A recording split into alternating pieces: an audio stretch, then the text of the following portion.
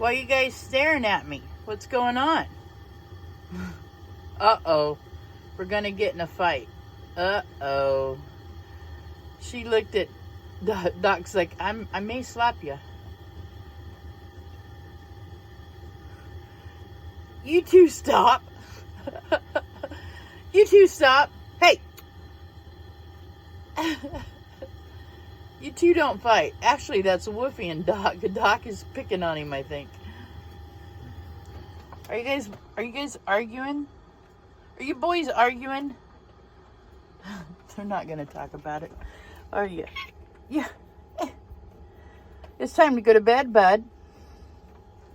It's time to go to bed. He's like, whatever, I'll slap Uncle Woofy. Huh. You're a good boy. All right, good night, guys. See you in the morning.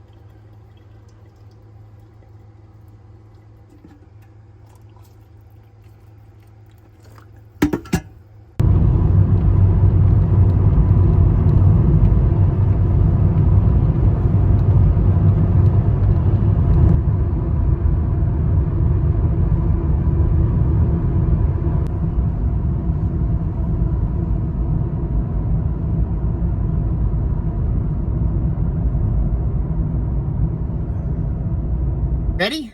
I'm ready. Okay, let's go.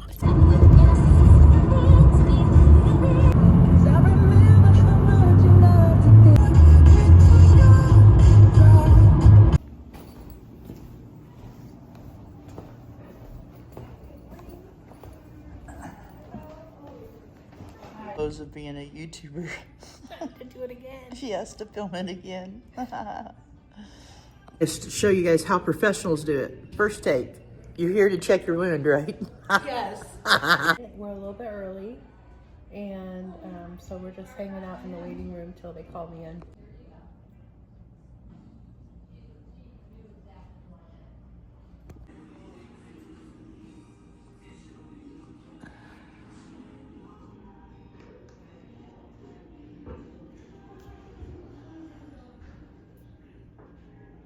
We're headed back to the van, or back to drop Melissa off, and then I will see you guys back at the van. See you there.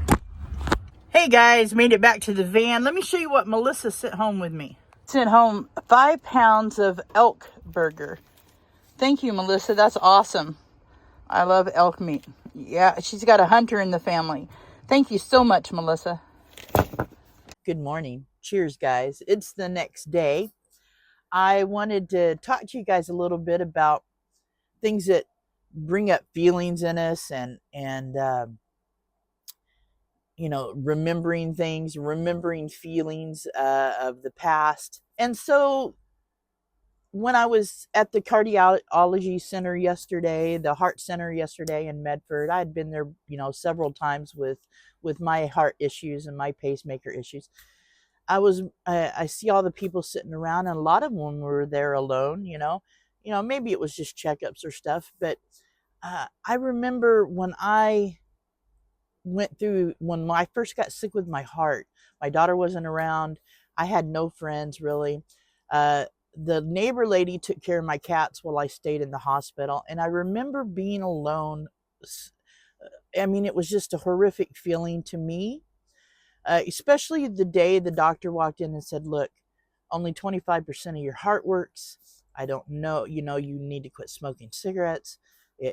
We can't give you a pacemaker because your heart's not strong enough to withhold it or withhold the surgery. And I was scared to death and alone. And that was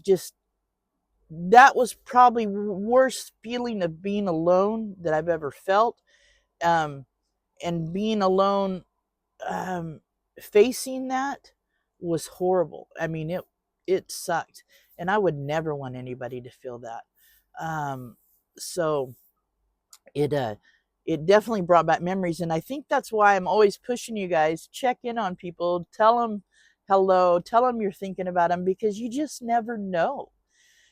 You know, I know we know this and we've been told this. You just never know what tomorrow brings, if tomorrow happens.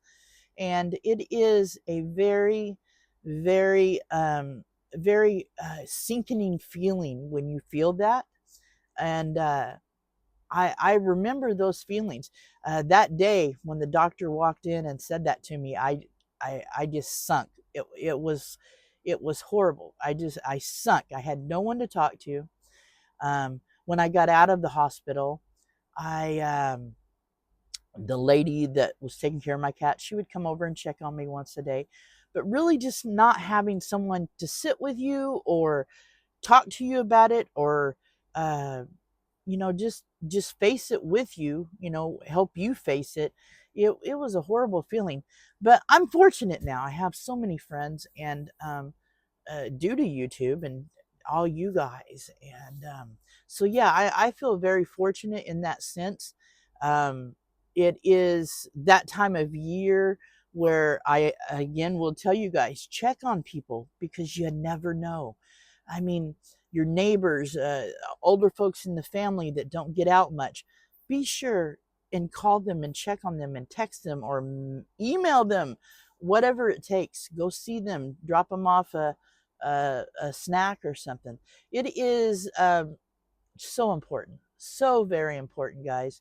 And keep that in your heart, because that makes you a better person. And I promise you, you will feel good when you do this, when you go see somebody and put out that call to them and let them know that you're thinking of them, because there's nothing like that. It's just a great feeling. Okay, guys, enough of that mush mush stuff. I just wanted to touch base with you guys and just talk to you about the feelings that rekindled in my mind, seeing that stop cat, seeing that being at the heart center and stuff. I go to now, just for my checkups, I just go to the cardiologist here in town. But I remember the days of just just you just felt so alone facing something so big, and it was scary. It really, really was. Okay. Anyway, well, today I have some new sheets that I got to put on my bed. The one thing about my van that I would change is I would have put my bed long ways instead of against the back door, because for me to, when I change my sheets, I have to lock the cats up front, open both back doors so I can get to the bed and get the sheets on it. That's the one thing I probably would have changed about my van build. Um, so again, I'll tell you, if you are thinking of van life and you get a new van, live in it for a couple of weeks and think about where you're placing things and think about where you want things before you build it. But that's the one thing I would have changed. All right, guys. That's all I got for you in this vlog today. Thanks for being here. Thanks for hanging out. Much love to you all. Mel, I'm glad you're doing good with your pacemaker stuff. Lady, good to see you. Fun to hang out with you as always. All right. Take care of yourselves. Take care of each other. Peace out.